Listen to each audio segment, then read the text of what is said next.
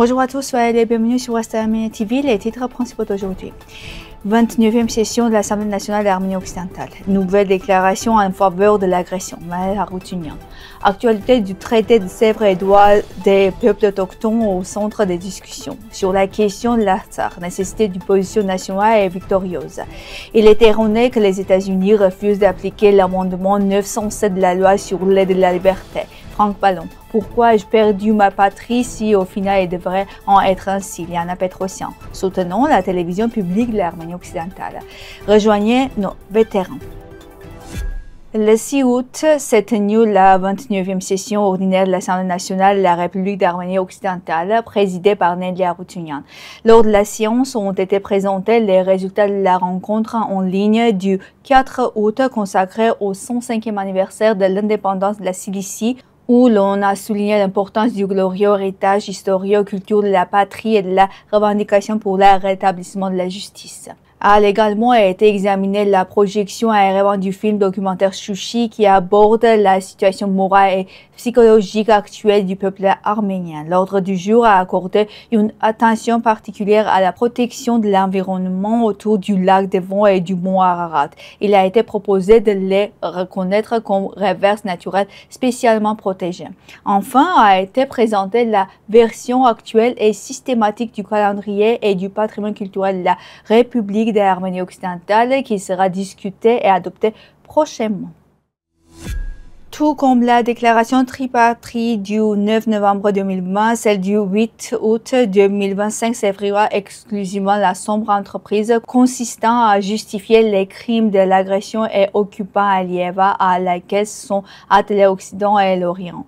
Pourquoi cela est-il prévisible? Parce qu'attendre le moindre geste positif de marionnettes malheureuses et incompétentes relève du domaine de la fiction. La mission permanente de l'Arménie occidentale a accueilli une assemblée solennelle marquant à la fois l'anniversaire du traité de Sèvres et la journée internationale des peuples autochtones. Dans son discours d'ouverture, Mme Nelly Haroutunian, présidente de l'Assemblée nationale, a rappelé l'importance du traité de Sèvres comme fondement du droit international pour la reconnaissance des terres historiques arméniennes. Elle a salué le travail d'Arménia Garbramian au sein de mécanismes d'experts de l'ONU pour défendre les droits des Arméniennes. L'historien Ashot Haroutunian a souligné la validité actuelle du traité et son rôle central dans les revendications arméniennes. Les participants ont insisté sur la nécessité d'une action commune pour restaurer la justice historique et protéger les droits des peuples autochtones. La rencontre s'est achevée sur un appel à l'unité et à la poursuite de la lutte. Aïk Nazarian, participant à la deuxième guerre d'Artsakh, rappelle qu'avant le conflit, lorsque l'Artsakh était libre et sous le contrôle des forces armées arméniennes, Bakou n'a jamais exigé que les Azerbaïdjanais vivent sous administration arménienne. Leur principale revendication était le retrait complet de l'armée arménienne et la reconnaissance du territoire comme faisait partie de l'Azerbaïdjan. Selon lui, après la guerre et dans les conditions des nettoyages ethniques, certains représentants des autorités traîtres à la patrie et la fausse opposition rappellent aujourd'hui les habitants d'Artsakh à vivre dans un Artsakh occupé sous l'autorité de l'Azerbaïdjan, ce qui revient à accepter l'esclavage sur sa propre terre. Nazarian souligne que si l'Arménie disposait d'un véritable champ politique national et souverain, la revendication devrait être le retrait des forces armées azerbaïdjanaises d'Artsakh et la reconnaissance pleine et entière de l'Artsakh comme patrie intégrante de l'Arménie. Il est convaincu que seule une position maximaliste et victorieuse peut conduire à la victoire, comme l'ont fait les combattants de la liberté il y a 30 ans. Une nation, un État et une volonté gloire à la victoire. Franck Ballon, co-président du comité des questions arméniennes au Congrès arménien, a souligné l'implication accrue des États-Unis dans les négociations entre l'Arménie orientale et l'Azerbaïdjan. Il a exprimé l'espoir d'un accord de paix juste et durable, ainsi que la levée du blocus économique contre l'Arménie. Ballon a insisté sur la nécessité de garanties sécuritaires pour l'Arménie et critiqué le refus américain d'appliquer l'amendement 907 qui limite l'aide militaire à l'Azerbaïdjan. Il a également appliqué à une plus forte pression sur Bakou pour la libération des prisonniers de guerre et de retrait des troupes, soulignant l'obligation morale des États-Unis envers le retour des déplacés arméniens en Artsakh. Sur Facebook, Liana Petrosyan, personnalité publique et déplacée de force, interpelle des autorités d'Arménie orientale.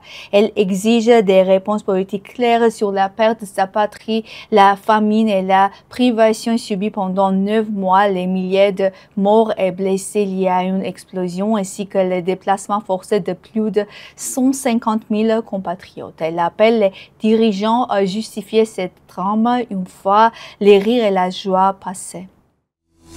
Fidèle à ses principes et à ses téléspectateurs, la télévision d'Arménie occidentale poursuit sans interruption son travail avec de nouvelles approches. Comme vous le savez déjà, notre télévision ne pratique pas l'autopromotion et diffuse principalement des informations sur l'histoire, le présent et l'avenir de l'Arménie occidentale avec des contenus à caractère politique et autres, ainsi que des informations sur diverses questions. La télévision de l'Arménie occidentale a enregistré l'une de ses plus importantes réalisations, la publication de l'hebdomadaire Arménie occidentale, dont l'objectif est de préserver et de diffuser notre histoire, notre culture et notre identité. Nous présentons également de manière transparente et accessible les développements politiques de la République d'Arménie occidentale liés à la présidence, au gouvernement, à l'Assemblée nationale et à d'autres structures. Chers compatriotes, avec votre soutien, les capacités de notre télévision pourront s'élargir et se renforcer. Unis, nous sommes forts. Si vous avez entre 18 et 78 ans et disposez de quelques heures de temps libre, vous pouvez rejoindre les gardiens de la mémoire, honneur, patrie et fraternité. Votre mission sera de hisser les drapeaux de l'Arménie occidentale lors des cérémonies officielles. Par leur présence significative aux cérémonies officielles et commémoratives auxquelles participent également d'autres organisations, les gardiens de la mémoire rendent hommage à ces soldats et volontaires arméniens qui, de 1916 à nos jours, ont risqué leur vie pour protéger la population civile menacée physiquement. C'est tout pour aujourd'hui. Merci d'être avec nous. Au revoir.